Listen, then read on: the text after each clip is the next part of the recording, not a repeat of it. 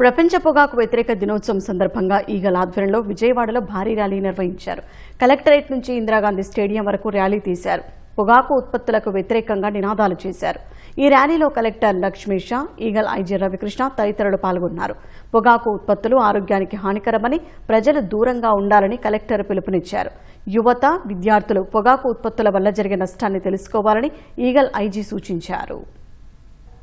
World anti tobacco day సందర్భంగా అవగాహన rally conduct చేయడం జరుగుతోంది. దీంట్లో ముఖ్య ఉద్దేశం ఏంటంటే ఎవరైతే టొబాకో ప్రొడక్ట్స్, సిగరెట్, గుట్కా ఇటువంటి దానికి బారిన పడుతున్నారో వీళ్ళందరికీ అవగాహన కల్పించి కొత్త జనరేషన్స్ ఎవరు ఇటువంటి బారిన పడకుండా వాళ్ళు ఆరోగ్యంగా ఉండడానికి కావాల్సిన అవగాహనని కార్యక్రమం చేపడుతున్నాం. కాబట్టి ఇది కనుక మనం ఆఫ్ చేయగలిగితే ముందుకి ఆ డ్రగ్ అడిక్షన్ అయ్యేదాం కానీ ఇటువంటి సమస్య ఉండదు. కాబట్టి ఇటువంటి కార్యక్రమం చేస్తున్నాము. మన కుటుంబాన్ని ఆరోగ్యంతో కుటుంబాలుగా చూసుకోవాలంటే కంపల్సరీగా ఈ డ్రగ్స్ అలాగే టొబాకో నుంచి దూరంగా ఉండాలనే నినాదాన్ని ప్రతి ఒక్కరూ ప్రతిరోజు స్మరించుకుంటూ ముందుకెళ్లాలని సందర్భంగా కోరుకుంటూ రాష్ట్రంలో ఉన్న యువకులందరికీ కూడా ప్రత్యేకంగా అప్పీల్ చేస్తున్నాం.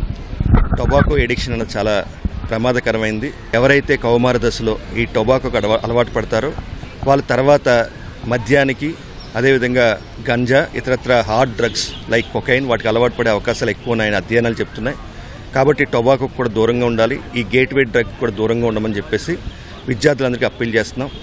ఈగల్ ఆంధ్రప్రదేశ్ ద్వారా ఆపరేషన్ సేఫ్ క్యాంపస్ జోన్ రాష్ట్ర వ్యాప్తంగా అమలు చేస్తున్నాం.